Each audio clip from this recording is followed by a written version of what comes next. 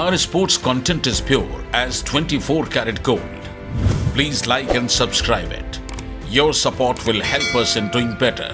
Thank you. Hello and welcome to all at sports Zindagi. मेरा नाम है अभिषेक और एक बार फिर से मैं अपने दो स्पेशल गेस्ट के साथ आपके पास आ गया हूं। एक है फुटबॉल कमेंट्रेटर रजत सिंह गुप्ता सर, बहुत बहुत स्वागत है सर आपका। और दूसरे हैं मेरे साथी जतिन, और ये भी फुटबॉल को बहुत बढ़िया तरीके से जानते हैं, एनालाइज करते हैं और इंग्लिश प्रीमियर लीग के ये भी फैन है। दो ये मैनचेस्टर यूनाइटेड के फैन है, लेकिन आज हम चर्चा करेंगे जो वीक 3 अब खत्म हुई है इंग्लिश प्रीमियर लीग में, उसमें किस तरीके से परफॉर्मेंस किस टीम ने किया। लेकिन शुरुआत करेंगे the last match that played between Liverpool and Arsenal at Anfield stadium, और वहां पर लिवरपूल की टीम ने आर्सेनल को 3-1 से हरा दिया। सबसे पहले जतिन आपके पास आऊंगा और यही क्वेश्चन की कहा जा रहा था कि माइकल आर्टेटा के अंदर आर्सेनल की team is keep on developing, वो डेवलप कर रही है and they have the guts to play against Liverpool at Anfield Stadium, though they started very well. पहला गोल उन्होंने बहुत बढ़िया किया था, वो मिस्टेक थी वहां पर एंडी रॉबर्टसन की, लेकिन उसके बाद देखिए 2.5 मिनट में लिवरपूल की टीम ने कम बैक किया, फिर 2-1 से बढ़त और अंत में 3-1 से मैच जीतने में सफल हो गई।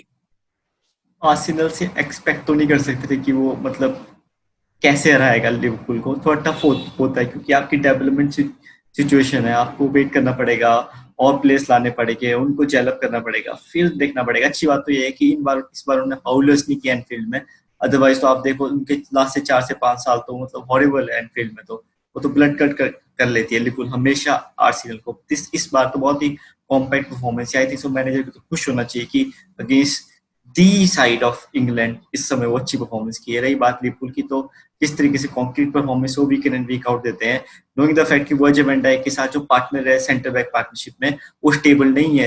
लॉबरेन भी छोड़ के चले गए हैं, आपके पास गोमेस है पर कितने रिलायबल हैं, वो अच्छे प्लेयर हैं but not the top of the top, creme de la cream.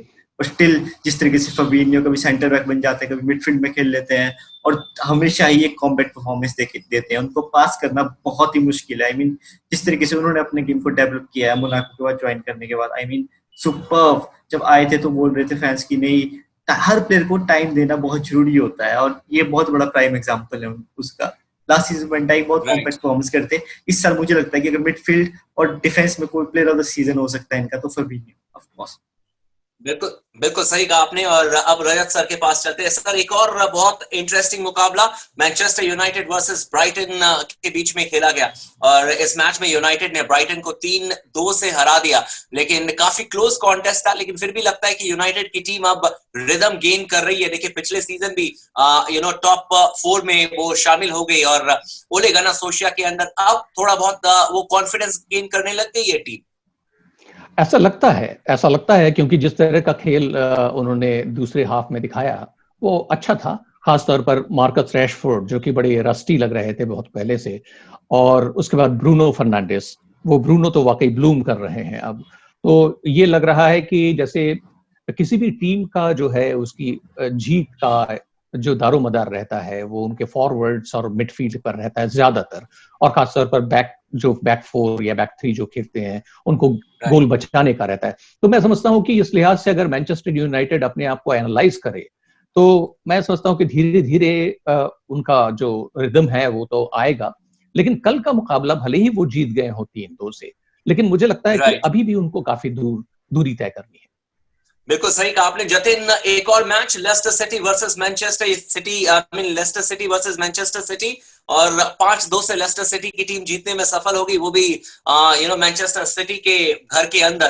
तो ऐसे में जो क्वेश्चन है वो यही है कि क्या जो एक मोराल होता है टीम का, मैनचेस्टर सिटी की टीम का, पेप गार्डियोला की टीम का, क्या कोई ऐसा उनको अचीवमेंट हासिल नहीं करना है? क्या हो गया है मैनचेस्टर सिटी की टीम को? क्योंकि कई बार ऐसा लगता है उनको, जब वो खेलते हैं ऐसा लगता है कि बिना एम के, बिना किसी गोल के वो खेल रहे हैं, और शायद वो अपने आप से सेटिस्फाई है कि भाई 2 बार तो बैक टू बैक जीत चुके हैं प्रीमियर लीग और स्टाइल से जीते। पूरा फोकस वो लगा रहे चैंपियंस लीग जीतने के चक्कर में। तो क्या आखिर इतनी दिक्कत क्या आ गई है, क्या वजह है कि मैनचेस्टर सिटी की टीम के साथ ये प्रॉब्लम हो रही है? फर्स्ट ऑफ ऑल तो उनके प्लेयर्स बहुत ज्यादा इंजर्ड है, top of the top quality players. I mean strikers उनके पास है ही नहीं। बेल एग्वायरो होते हैं तो एक कंफर्ट होता है, बहुत कंफर्ट होता है, बिकॉज आर्ग्यूबली लास्ट डेकेड के सबसे कंसिस्टेंट स्ट्राइकर है प्रीमियर लीग में। तो मतलब चीजें मायने तो रखती है। और उनका डिफेंस बहुत शेकी है, इन्होंने इन्वेस्टमेंट की है, थोड़ी वाइजली इन्वेस्टमेंट नहीं हुई है, क्योंकि आपको देखना है विंसेंट कंपनी के साथ लेपोर्ट अच्छे लगते हैं, आपने जॉन स्टोन्स को बहुत सारा टाइम दे दिया, बट अब लगता है कि वो प्लान में नहीं है ग्वार्डियोला के, तो उनको चाहिए जो बॉल में, ग्वार्डियोला को प्लेयर्स चाहिए जो बॉल में बहुत ही अच्छे हो, जो पास कर सके, थोड़ा रस्टीनेस भी चाहिए होता है डिफेंस में। मतलब ऑफ कोर्स अब क्रिटिसाइज करना आसान हो जाता है जब आप हारते हैं, क्योंकि जब मैनचेस्टर जीतती है तो क्रिटिसिज्म कहने को होता ही नहीं है। क्यों नहीं होता है? क्योंकि फुटबॉल में होता क्या है कि जो आंखों को अच्छा दिखता है ना, उस पे क्रिटिसिज्म हमेशा कम ही होता है, क्योंकि एनालाइज करना ही उसको बहुत मुश्किल हो जाता है। इसीलिए तो टॉप ऑफ द टॉप, यही तो फुटबॉल एनालिसिस की सबसे अच्छी बात है, क्योंकि जो टीम बहुत सुंदर खेलती है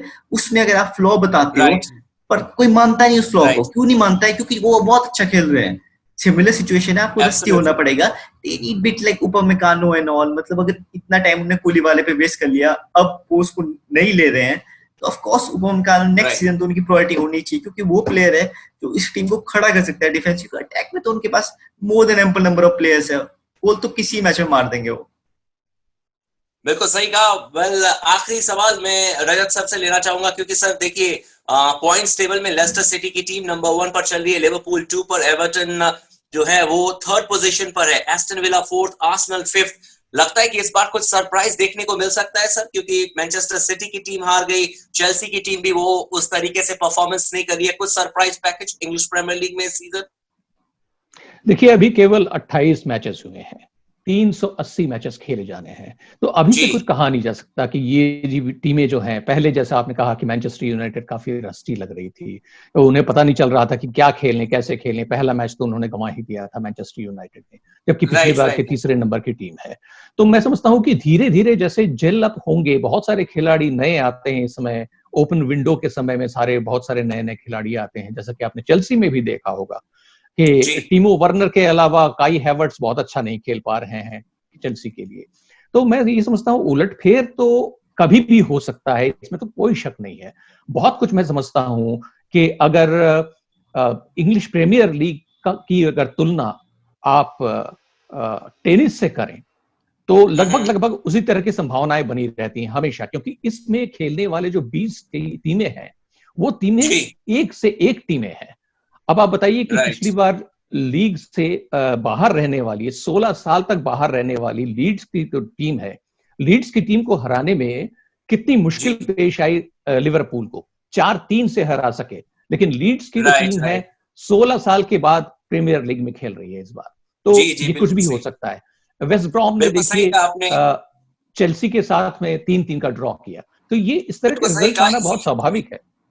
बिल्कुल सही कहा, इसीलिए शायद प्रीमियर लीग को one of the best league कहा जाता है, क्योंकि यहाँ पर कोई भी टीम किसी को हरा सकती है। वेल जेंटलमैन, आज का डिस्कशन हम यही रखेंगे, क्योंकि एक्चुअली जो मैचेस थे वो सारे मैचेस के बारे में हमने आपको बताया, इंटरेस्टिंग मैचेस है। हालांकि ये तीसरा वीक है और एक टीम को 38 मैचेस खेलने होते हैं होम एंड अवे फॉर्मेट में, तो उस लिहाज से अभी शुरुआत है एंड होपफुली अभी बहुत ज्यादा सरप्राइजिंग हमें मैचेस और भी देखने को मिले, रिजल्ट्स देखने को मिले, और इसीलिए इंग्लिश प्रीमियर लीग हम फॉलो करते हैं। आई होप कि आप लोगों को भी हमारा जो एनालिसिस है वो पसंद आता होगा। चैनल को सब्सक्राइब कर दीजिए, वीडियो को लाइक कर दीजिए और आप इसी तरीके से हमारे साथ जुड़े रहिए। बहुत बहुत धन्यवाद।